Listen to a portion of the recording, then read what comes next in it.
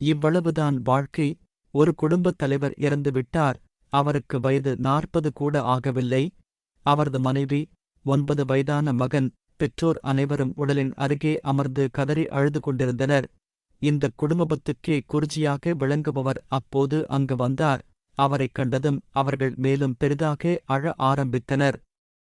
இறந்தவரின் மனைவி சொன்னாள், குருஜி, இவ்வளவு இளம் வயதில் என்னையும் என் மகனையும் நிர்கதியாக விட்டுப் போய்விட்டாரே, நான் என்ன செய்வேன்? அவர் உயிருடன் வருவாரென்றால் அதற்காக நான் எதுவும் செய்வேன் என்றால். குருஜி அவர்கள் அனைவருக்கும் ஆறுதல் சொல்லி சமாதானப்படுத்த முயன்றார். ஆனால் அவர்கள் சோகம் குறையவில்லை. கடைசியில் அவர் கேட்டார், ஒரு கோப்பை தண்ணீர் கொண்டு வாருங்கள். தண்ணீர் வந்தது. அவர் கோப்பையை உடலின் அருகில் வைத்துத் தானும் அமர்ந்தார். பின் சொன்னார், இறந்தவர் உயிருடன் திரும்பி வரவேண்டுமென நினைப்பவர் இந்தத் தண்ணீரை அருந்தலாம். இறந்தவர் திரும்பி வருவார், ஆனால் அதற்குப் பதில் நீரை அருந்தியவர் மரணமடைவார் என்றார். அவர்கள் ஒருவரை ஒருவர் பார்த்துக் கொண்டனர். ஆனால் யாரும் முன் வரவில்லை. அவர் இறந்தவரின் தந்தையைக் கேட்டார், ஐயா, நீங்கள் உங்கள் மகனுக்காக உங்கள் உயிரைக் கொடுக்க மாட்டீர்களா? தந்தை சொன்னார், நான் இறந்துவிட்டால் என் மனைவிக்கு யார் துணை? அவளுக்காக நான் வாழ வேண்டும். தாயைக் கேட்க அவள் சொன்னாள், அடுத்த மாதம் என் மகளுக்குப் பெருகாலம்.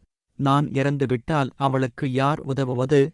மனைவி சொன்னாள், நான் இறந்தால் என் பையனை யார் கவனித்து வளர்ப்பது? அவனுக்காக நான் வாழ வேண்டும். குருஜி பையனைப் பார்த்துக் கேட்டார், குழந்தாய், உன் தந்தைக்காக நீ உயிர் விடுவாயா? அவன் தாய் உடனே அவனை இழுத்து அணைத்துக் கொண்டு சொன்னாள், குருஜி, உங்களுக்கென்ன பைத்தியமா? அவன் ஒரு குழந்தை. இனிமேல்தான் அவன் வாழ்க்கையே இருக்கிறது.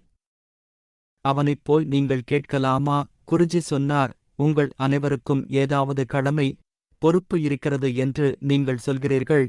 அப்படியானால் இவருக்கு இங்கு வேலையில்லை என்றாகிறது.